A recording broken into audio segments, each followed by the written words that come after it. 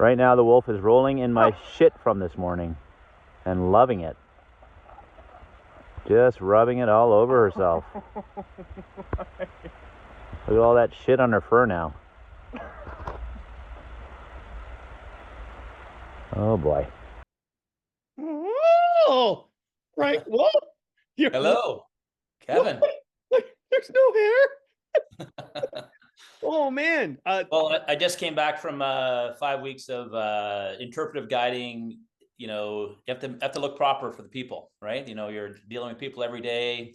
Got to look professional. You got to have a powerful mustache. You know, everything you need to make it work. So yeah. Well, let's just say you will always be professional in my mind, but you will never look professional from other people.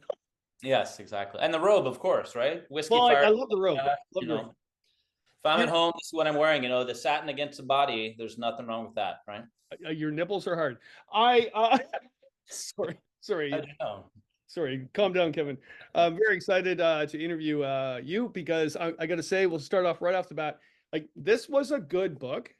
This was a really good book.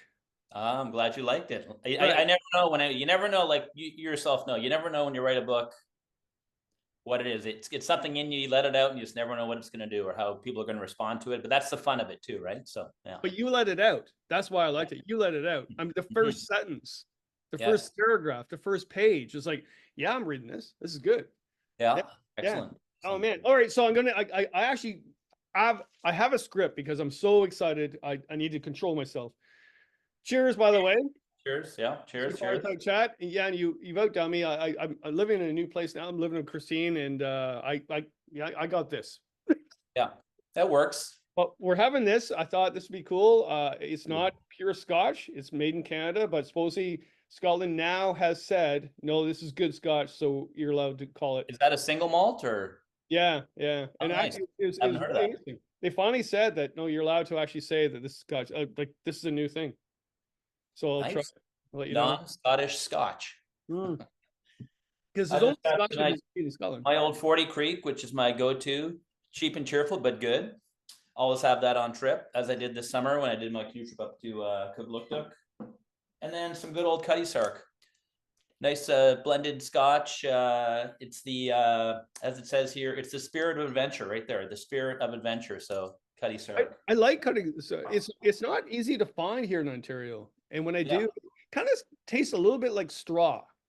It does. It's a good. I use it sea kayaking here on the West Coast a lot. It's my sea kayaking drink because it's very sailory, CE kind of drink. You know, yeah. Sorry, I can't keep you. I can't take you serious with a bald head and no beard and mustache. I don't really even think. I don't know who you are anymore. Yeah, I'm a stand-in for Frank. He couldn't make it today. He's out doing something. I don't know what. Yeah. You know, your last book just got you into the horizons that you just, you know. I wish, yeah. All right. So the preface in your book, you say, "I mark the seasons by adventure." Yes. And is that the premise of this book? So here we go. 2 springs, 1 summer. Yes. Yeah. Very, very simply, I guess the 2 springs and the 1 summer, as described in the title, are kind of in each of those seasons. I did a spring Arctic ski trip and then a summer canoe trip, followed by another spring Arctic ski trip. So that is the focal point of my years often. So oftentimes my year will be focused around these kind of long journeys, and they're very special things to me. I get fully immersed in them.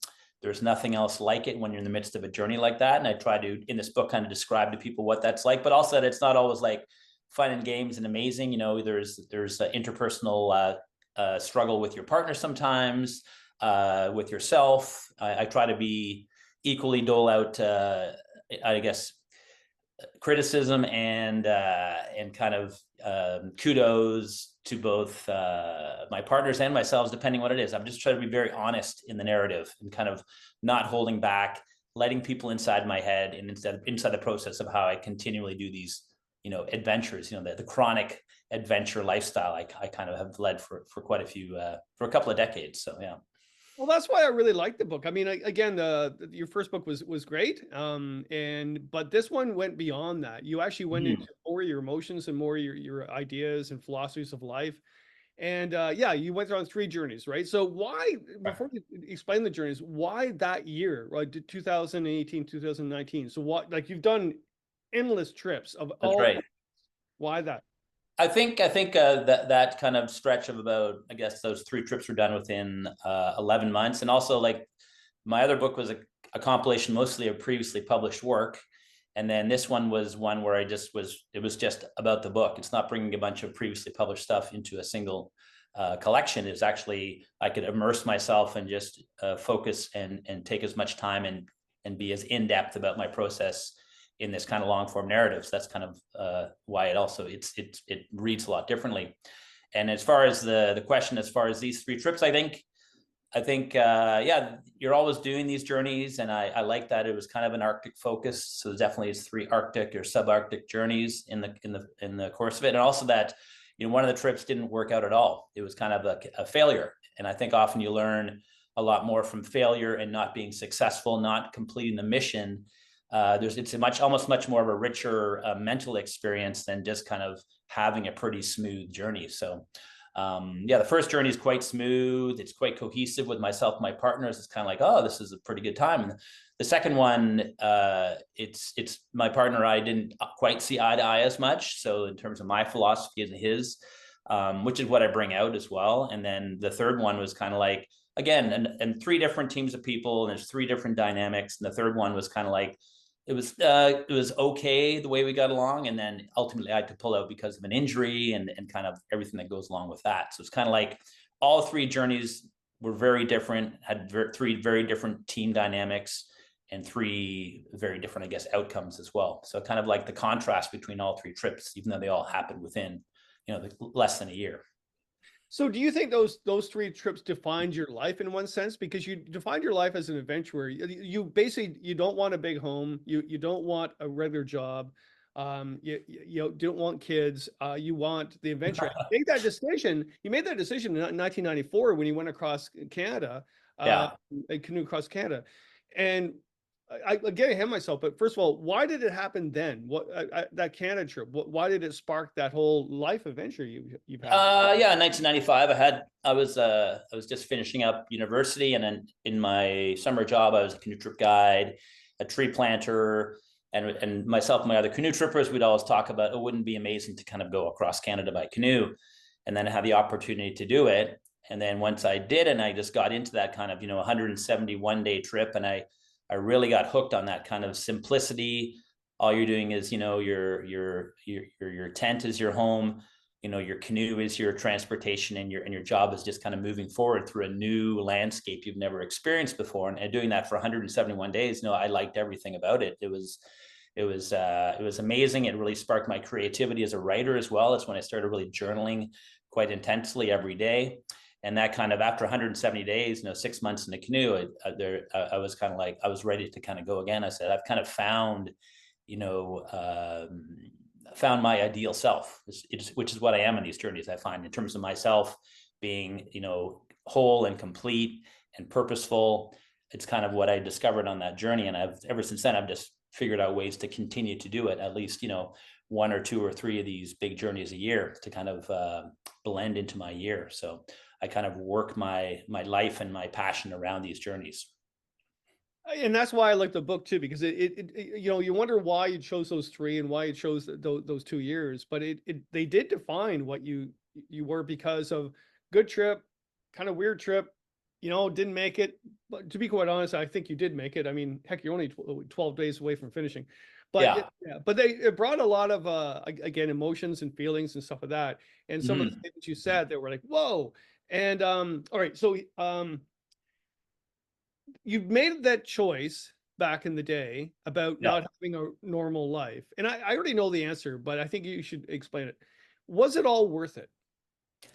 Yeah, it was all worth it, and it continues to be worth it, and will continue to be going into the future as well. And I mean, in this book, I'm writing from 2018, 2019. I also hope that I'm evolving as a person as well. So I do. At the time, I wasn't doing city guiding and the stuff sort of thing, and I'm doing a bit more of that, but still prioritizing my adventures around this other kind of work that connects to adventures. And you as well. I mean, with your speaking, that connects to your adventures. But as far as it being worth it, for sure, I think I just did three big trips this past year. I kayaked 500 kilometers around the Darien Gap from Panama to Colombia, helping a buddy out who's going self-propelled from Canada to the tip of South America. And then I did an 18-day, 325K ski trip through the mountains and fjords of Clyde River. And then I just finished a trip that went from Yellowknife straight up the Yellowknife River, ended up in Kugluktuk. So I just kind of, and each one of these journeys was just like perfect. It was just like, and I flowed one into the other with about 2 or 3 weeks in between. And yeah, they're all beautiful experiences. Each of these journeys, I kind of look at them almost as my children. Each one is unique. I can look at any one of these lines and just say, I know every single inch of that landscape, because I was just immersed in it in such an intense way that I never look back on the trip. Even if you don't succeed in a trip, like the third trip in the book, when we tried to, or I dropped out, but 2 of the team members made it, which made it a success. But I personally had an injury. And then even that is just kind of something I never regret. I've never regretted going on one of these journeys, even if they don't work out the way I want to, because there's always something to learn from it. And it's always like a new and exciting and unique experience I can't really replicate in regular life. And I kind of talk about that in the book too. You know, there's a bit of a drift and a purposelessness sometimes in between these journeys, because they are so purposeful and enriching for me that kind of your day-to-day life, even though it's, you know, pleasant and comfortable. I think you have to, I don't like being comfortable. I think people shouldn't be comfortable. You should always be kind of pushing yourself outside your comfort zone. That's the only way you grow, and the only way you can really I guess live, at least for me. And so I find, you know, I'm kind of, when I'm, you know, most comfortable is when I'm kind of crawling up the walls. It just doesn't work for me. And so kind of like people say, oh, wow, it's like you live in North Vancouver. It's a great place. You're in the mountains and there's rivers and there's ocean and everything. It's true. But it's also, it becomes routine. Anything that becomes routine and becomes comfortable, you have to kind of break away from on a consistent basis to kind of, you know, truly, you know, keep growing and being purposeful for yourself and yeah. And for others, I guess, too. Yeah. Well, and it's funny. I'm looking for the quote. Oh, here it is here. Yeah. You actually say in the book from Thoreau, you say the mass of men lead lives of quiet desperation. Mm. And basically what you're saying is you need light without the darkness. You need calmness and security with the adventure. You can't have the other. You can't live full life adventure all the time, but you can't live boredom all the time. That's right. It's like you need the yin and the yang, you know. It's like people have said before, why don't you just keep adventuring? Just keep on going, just 365, just keep on adventuring. But then that would become commonplace and that would become routine. It's almost like you need these kind of fixed missions where it's kind of like there's a start point and an end point, and everything else is kind of a, you know, a beautiful mystery, and you're focused on this mission and you complete it. And then there's a bit of euphoria for about a week, and then you kind of settle in, and then that kind of, I guess that comfort and that stillness is required to kind of grow the next idea as well. So even though you don't necessarily aren't as happy in that period, it's like any artist, any kind of art, you know, there's no artist that's like always on. You know, artists are known to get moody and depressed in these dark periods, but from these dark periods is where the brilliance comes out of. Like if it's like say a you know, painting or whatever, or a trip that you kind of do, I think it all kind of springs from this kind of time of fallow, you know, almost like a field that's, you know, gone to seed before it bursts forth again in the spring, right? And that's kind of what it is. These kind of in between periods of trip. So yeah, you need to soak it all in and then spit it all out, right? So exactly.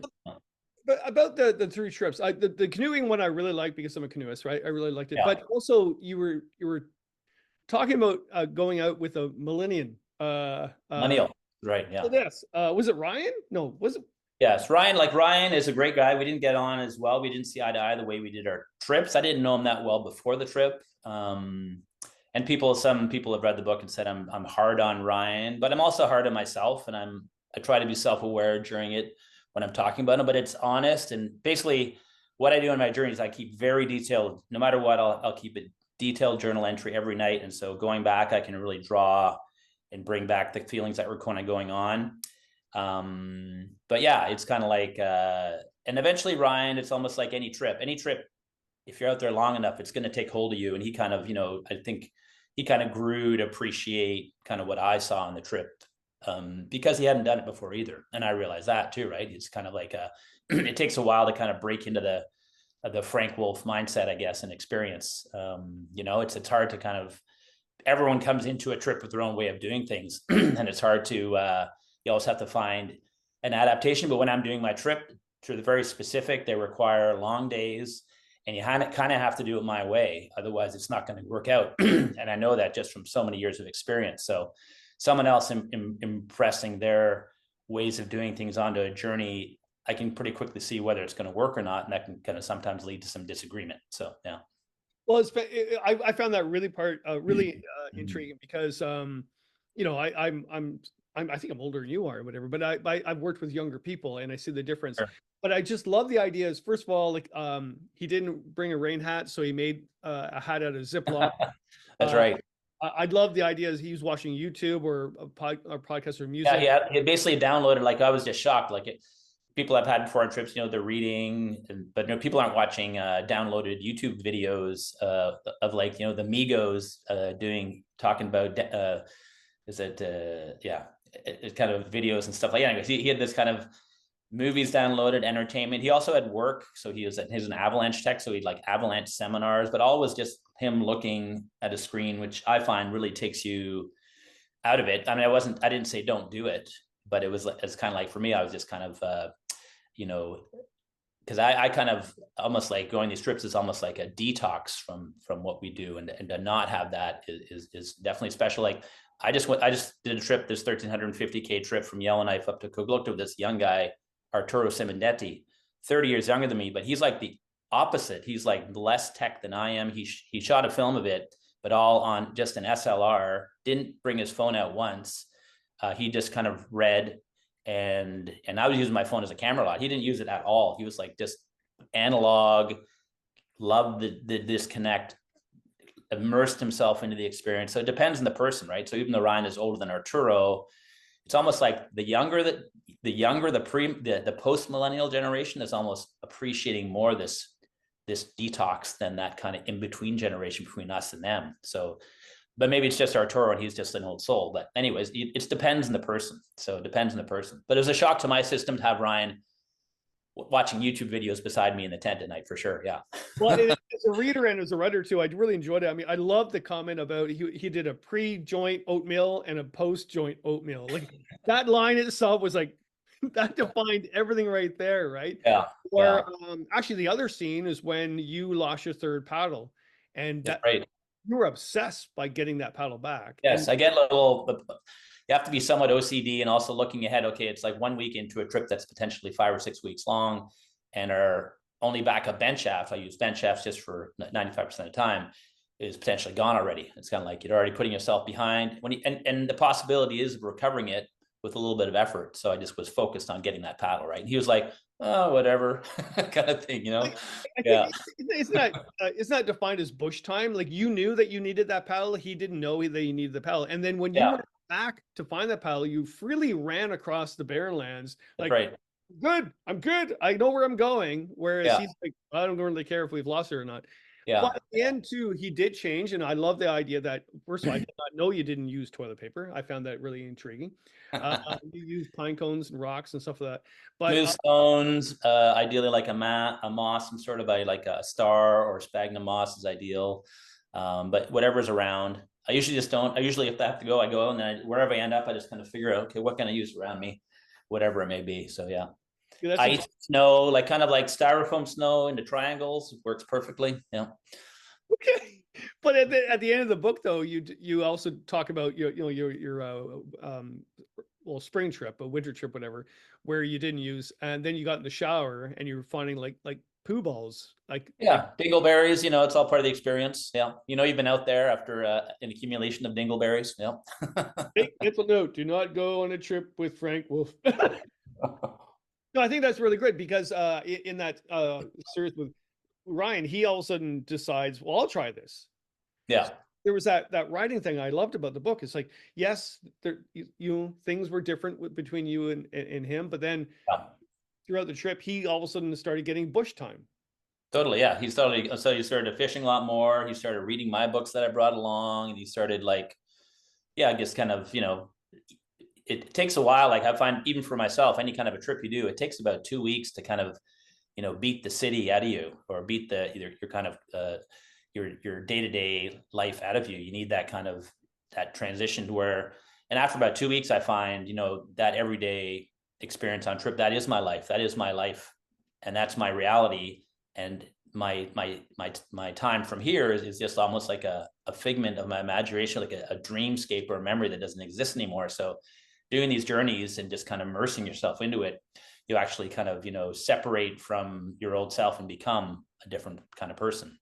And with Ryan, it took a little bit longer, but he became kind of a different person than the person that kind of came in, say, smoking a lot of weed and kind of not being as interested in what's around him, and being kind of trying to disconnect from his surroundings rather than immersing himself into it, which he did eventually immersed himself into it, quite deeply, and it was great. So, yeah.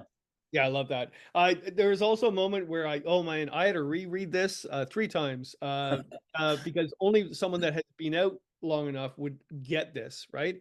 Because of our society now, and like I'm a very safe person. I'm reading this part where you and Ryan wanted to make time to get ahead of this ice that there's breaking apart, and you decide not to wear your dry suit or your PFD because you're in such a hurry to go ahead. And then you say, and I'm going to read this out. Another reason to come out into the wilderness, you're beholder to no one's laws or rules. Do as you please, die as you please, thrive as you please. That's right. That's right. Well, that's good. I like it. I like it. But try. What if someone on social media was said, "Well, that's not really safe, Frank. Like you shouldn't be doing that. You should be promoting PFD wear at all times." And I appreciate people's opinion for sure, but I'm also allowed to have mine, and that's how I operate on trip. I think that is no matter who goes on these journeys, once you create these things, you're kind of stepping into almost like a medieval, primeval world, and freedom is a big part of it, right? And it's your decision if you through your own, like I don't use dry suits on canoe trips anyway. I use like a Farmer John just because they don't tear apart and get pinholes and stuff on them. But and I'll use those running rapids or if it's cold. And most of the time, just for comfort and for not wearing a PFD is what I prefer on these trips. Sea kayaking, I wear a PFD every single day. But on canoe trips, it's open, you're cruising a lake, it's good weather. I mean, it's not. Shouldn't just wear a PFD to wear a PFD. You should wear a PFD when it's necessary. And there's not some kind of a lake shark that's going to jump out and pull me out of my canoe into the cold water.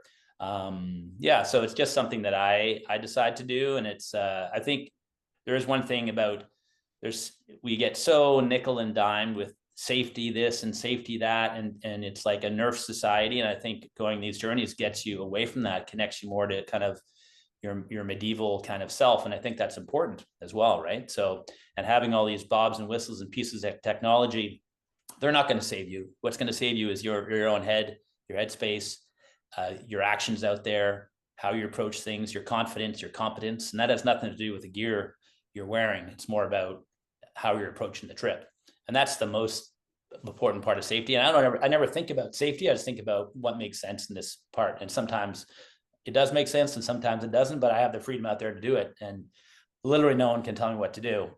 That's the great thing about it, right? It's the absolute freedom of this experience, which is hard to get if you're walking down the street anywhere, right? So it's kind of, you're just kind of on your own, you're wild, you're feral, and that's the great thing about it. So I found it really funny. Just a recent post where the wolf rolled in your fecal matter. That's right.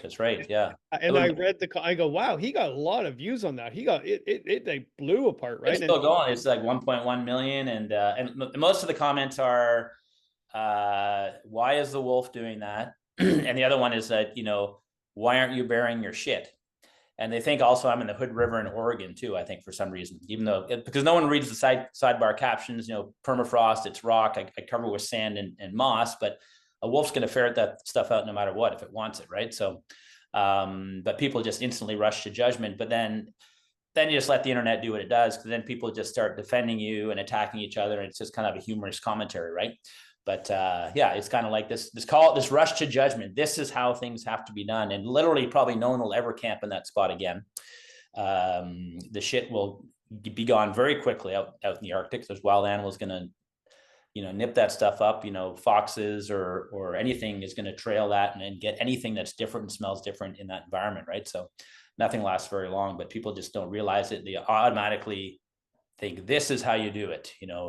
This is the Knowles way. We're in a national park. You've got to bury it. It's got to be 200 meters from the water and blah, blah, blah. And it's just a bunch of malarkey. So, but yeah, that was kind of it was more about my shitting habits than there's a wolf rolling in my shit. They didn't care about the wolf anymore. It's more like, you didn't bury it. Kind of fascinating. The wolf, that's such a typical characteristic of the wolf. And yet again, that's bush time. It's like, well, why would the wolf do that? Well, why would your dog still roll in a dead animal like that? That's yeah. And I guess it's basically just to throw the scent off of if their prey doesn't know that they're in the area, right? It masks their smell. Yes, so they know that Frank Wolf is in the area, and that would terrify them. Exactly. Caribou is okay with Frank Wolf, but now the real wolf. Exactly. Yeah. Going to the last trip you did, you were retracing John Rae's trip in the 1800s. Mm-hmm. And explain, first of all, like I love the idea of what he did and what you retraced, but you were questioning whether you should go or not because you were wondering if it was just a mundane trip of just doing time and wondering why you were there. Yeah, I think for example, recently in Clyde River, it's like spectacular 4,000-foot walls. We're doing, some technical glacier travel. It's quite adventurous, whereas this is more of a head down kind of grinding. It's kind of like relatively flat landscape, not that spectacular a terrain relative to some other more, mountainous areas that I've skied in before. It's kind of a head down grinding kind of journey. Not as much stimulus, I guess, on a day-to-day basis, but then also it is a new stretch of land I hadn't been to before. So I was drawn to that. Of course, it's a new line, so to speak. And yeah, you just never know what you go. You can always have these preconceived judgments of how it's going to be. But then it always kind of, delivers more than you expect if you haven't been there before and you're kind of pushing through in challenging conditions. I mean, it would have been a lot easier journey had we started a month later. There would have been still plenty of ice, more comfortable traveling temperatures, faster traveling temperatures. But in this case, it was a different trip for me in the sense that I wasn't really part of the organization so much. I did provide a bunch of sponsor gear and stuff like that. But it was kind of the guy who led it, David. He was very firm about, this is my trip. I do the final word on everything, and then we're going to leave at this time. And he was kind of the captain, so to speak, right? So, and again, it was also a rare trip where I actually got paid a bit of money to actually do it. So you got paid cash money to go on a trip. It's like, sure, I'm in.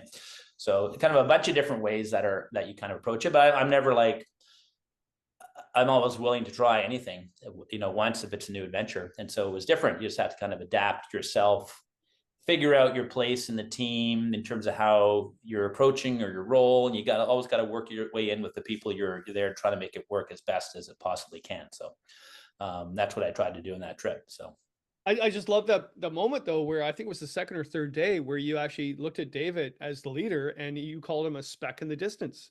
Yes, it was odd. It was very odd because he spent all this time and money promoting the trip, and he brought a cameraman along. And then as soon as we started, he was just gone in the distance. And the cameraman, ill-equipped and not prepared for it all, 40 pounds of gear, was way behind everyone else. David was way ahead, and I said, well, how is he going to film the trip and get it going? David's not giving him any time to do it. And he was just off like a shot in the distance, leading almost like a carrot on the stick kind of leader, I guess, but not really taking into consideration all the things he wanted to do, in terms of photography and film and book and stuff like that. And everything had been built around that. And when the trip actually started, he was just kind of gone. So it's kind of like an odd, almost like for him, it's almost like a release. We're finally going. I've been planning this for so long.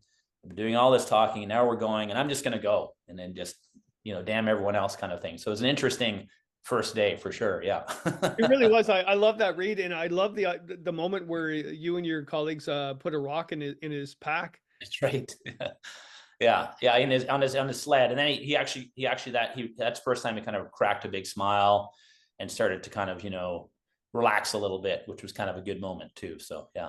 Yeah, no, that was a great moment where all of a sudden he's like, I get it. F you guys. Yeah, ha ha ha. I love that. Again, his character was changing throughout the trip.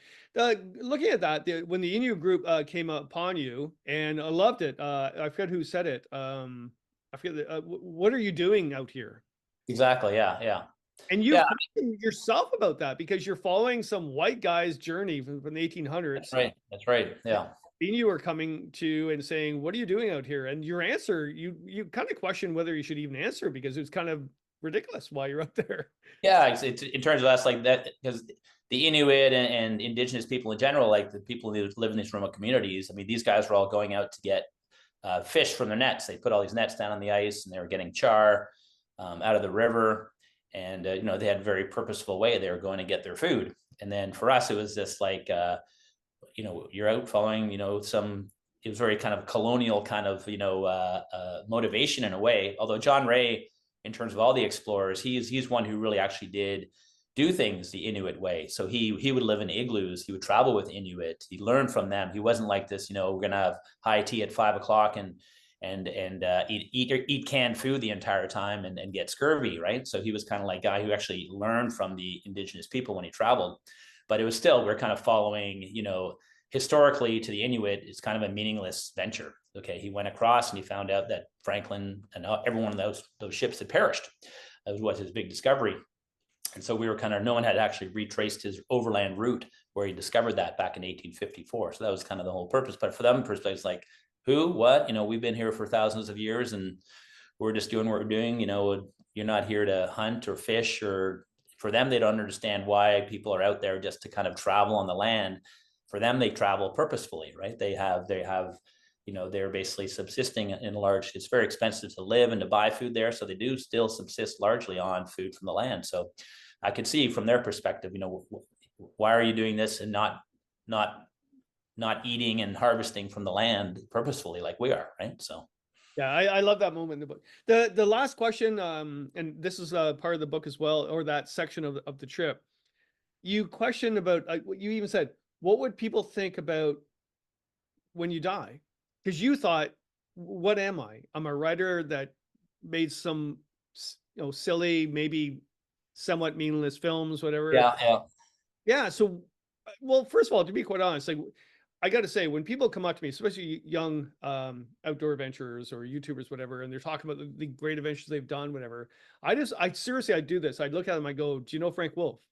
No, and then I'm dropping the mic right here and shut the hell up. Because if you don't know what Frank Wolf has done, you got nothing on that guy. Right. So but at the end of the book, you know, you're talking about 3 seasons that characterize your life in just 1 year, and you've done more in that 1 year than people have ever thought they could ever imagine. And you're saying, at the end of the book, you're saying, you know, if I die, really, I'm nothing.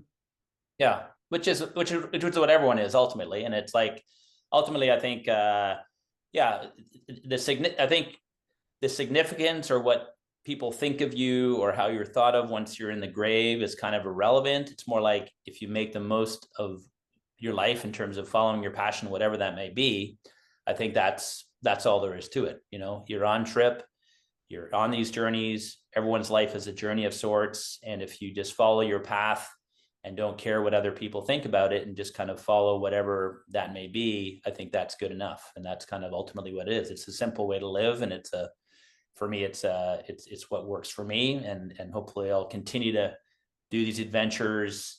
As I get older, of course, you're going to adapt. I'm sure I'll get creaky and I'll be, I don't know, doing something, but I'll always do something. It's something, it's a tick, it's an itch I have to scratch, and I'll just keep on doing it until I'm in the grave and people will not even, who was Frank Wolf? And that's fine, right? So I won't care at that point anyways. Yeah. Well, I love the tick. I love the scratch. It's amazing.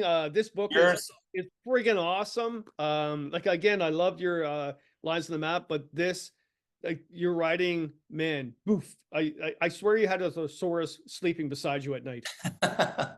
Thank you, Kevin. I had a good editor as well at Rocky Mountain Books, so we can thank him as well, and everything like that. It's always a team effort when you put together a book, for sure, right? So, but yeah, I appreciate the kudos, and you too. Yeah. Well, you're writing. Continued good writing to you. Yeah.